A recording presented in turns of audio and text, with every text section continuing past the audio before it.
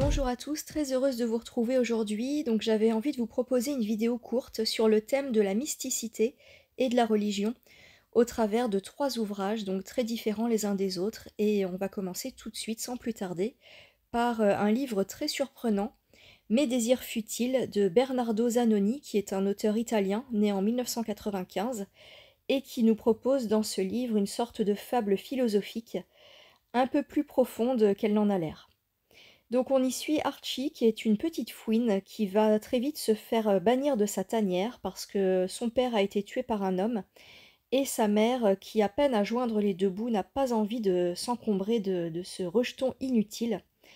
Donc Archie, qui est blessé à la patte, ne sert plus à rien et sa mère, sans scrupule, va décider de s'en débarrasser en le vendant à un renard cruel.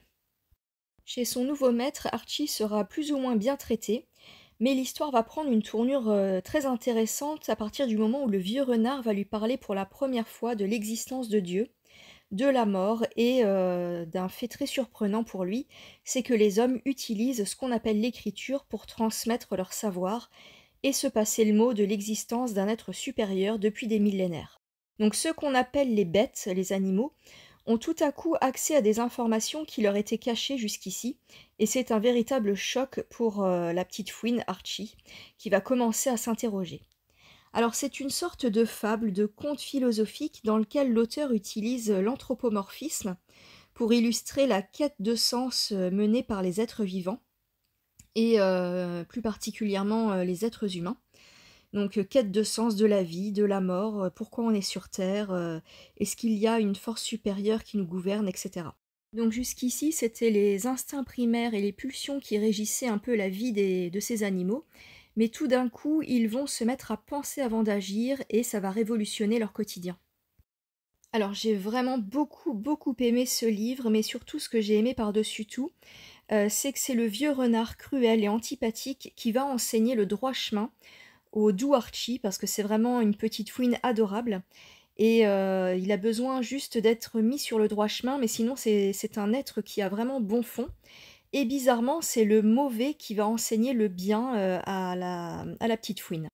Et donc quand on réfléchit à la vie d'Archie, on se rend compte que finalement c'est le personnage qui a eu le moins de chance dans l'histoire, puisqu'il a été rejeté dès le départ par sa mère, donc il a dû quitter sa tanière pour se retrouver là encore chez quelqu'un qui l'a maltraité, à savoir le vieux renard, donc qui a été vraiment très cruel avec lui, qui a employé des mots très grossiers à son égard. Et finalement, est-ce que ce ne sont pas toutes ces mauvaises rencontres qui l'ont forgé et qui lui ont permis de constituer l'être qu'il est aujourd'hui, donc à savoir un être doux et gentil. Donc est-ce qu'on ne peut pas faire le parallèle avec la vie des êtres humains? Est-ce que ce ne sont pas les mauvaises rencontres et les épreuves difficiles de la vie qui nous forgent et qui nous font grandir plus que les événements positifs? J'aimerais bien avoir votre avis en commentaire sur ce point, ça m'intéresse beaucoup. Donc une très belle lecture qui laisse à réfléchir. Le deuxième livre dont j'avais envie de vous parler, c'est Le Trébat de Christian Bobin. Alors c'est un livre qui va nous parler de la vie de François d'Assise, donc c'est un homme religieux qui a vécu au XIIe siècle, après Jésus-Christ, et c'est un saint, donc c'est une biographie romancée par contre, qui va nous parler de la vie de cet homme. Donc il a vécu en Italie dans une famille très riche, mais il va faire le choix de quitter sa famille pour vivre au milieu des plus démunis. Donc c'est un choix de vie très courageux. Et donc ce livre va nous parler de la vie de François d'Assise, mais aussi de sa vision de l'amour. Et le trébat, donc le titre du livre, en fait, c'est le Dieu qui va se mettre à hauteur des plus démunis. Donc c'est celui qui est accessible aux plus pauvres. Donc c'est la religion vécue dans la simplicité en opposition aux dogmes religieux. Donc globalement, j'ai bien aimé cette lecture. Je l'ai trouvée inégale par moments, c'est-à-dire qu'il y a quand même des passages un peu creux où je me suis ennuyée, mais il y a aussi des passages très intéressants et qui nous transportent. J'ai vraiment été très touchée par certaines réflexions de Christian Bobin. Donc je vais vous lire un passage, vous allez me dire ce que vous en pensez. La Bible est un livre qui est fait de beaucoup de livres, et dans chacun d'eux, beaucoup de phrases. Et dans chacune de ces phrases, beaucoup d'étoiles, d'oliviers et de fontaines, de petits ânes et de figuiers, de champs de blé et de poissons, et le vent, partout le vent, le mauve du vent du soir, le rose de la brise matinale, le noir des grandes tempêtes. Le troisième livre dont j'avais envie de vous parler, c'est Narcisse et Goldmund d'Hermann Hesse, un petit bijou de lecture. Donc c'est un livre vraiment à découvrir si vous ne le connaissez pas encore. En tout cas, j'ai vraiment beaucoup aimé et c'est un livre qui donne à réfléchir. Alors c'est un roman extrêmement riche qui aborde beaucoup de sujets, donc je vais essayer de vous résumer un peu tout ça, mais ça va être compliqué. Et je vais vous en parler seulement au travers de l'aspect plutôt philosophique. Parce qu'il y a aussi tout l'aspect artistique qui est développé dans ce bouquin. Mais comme c'est une vidéo sur la religion et le mysticisme, on va rester un peu centré là-dessus. Donc Narcisse, c'est un moine qui vit reclus et exclu du monde extérieur et qui passe sa vie à penser le monde, à prier, à taire en lui tous les instincts primaires et à atteindre une sorte de perfection, donc c'est un sage. Et de l'autre côté, il y a Goldmund qui est un jeune homme qui, quand il arrive au monastère, est poussé par son père, qui souhaite qu'il vive reclus un peu parmi les hommes de foi. Donc on ne sait pas pourquoi il amène son fils dans le monastère, mais en tout cas, il a envie qu'il y reste. Et très vite, on va se rendre compte que Goldmund n'est pas à sa place. Il n'a rien à faire ici parce que c'est un cheval fougueux, c'est quelqu'un qui a envie de découvrir le monde et de le penser plutôt en l'expérimentant. Donc finalement, Narcisse, c'est plutôt le côté théorique et Goldmund, c'est le côté pratique. Donc un jour, Narcisse va lui proposer de partir parce qu'il sent qu'il n'est pas à sa place au monastère. Et il ajoute en plus qu'il pense qu'il est meilleur que lui-même.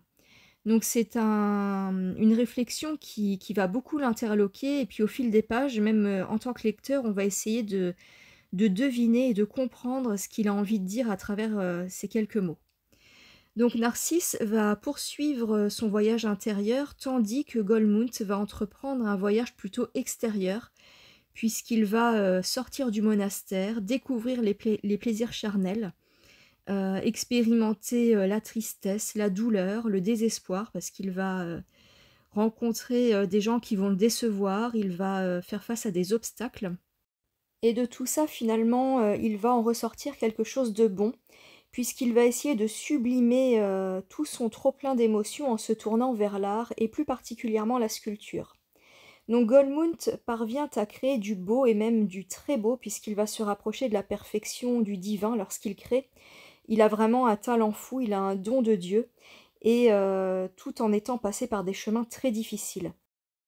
Donc finalement, Narcisse et Goldmund arrivent quelque part au même point, c'est-à-dire qu'ils atteignent une sorte de perfection, l'un dans la sagesse et l'autre dans l'art, mais la différence est dans le chemin qu'ils ont parcouru, puisque Narcisse s'est un petit peu protégé du monde extérieur, tandis que Goldmund l'a plutôt affronté. Donc finalement, on en vient à se poser quelques questions. Est-ce que finalement Goldmund n'a pas plus de mérite que Narcisse, puisqu'il vit vraiment à l'abri de toute tentation? Sa vie est réglée comme du papier à musique et il n'est jamais au contact de jolies femmes, d'un ami qui pourrait le décevoir ou encore le trahir. Donc c'est beaucoup plus facile pour lui d'être sur le chemin de la sagesse, puisqu'il se met à l'abri du malin. Donc finalement, est-ce qu'on ne pourrait pas dire que Goldmund fait preuve de plus de courage que son comparse, puisqu'il arrive à transcender les épreuves de la vie et surtout à sublimer tout ce qu'il a vécu à travers son art, tandis que Narcisse n'est pas dans la création. Donc vous l'aurez compris, c'est un coup de cœur. Narcisse et Goldmund est vraiment une lecture très riche que je pourrais encore développer, mais je vais m'arrêter là. Il y a beaucoup de points qu'on pourrait approfondir.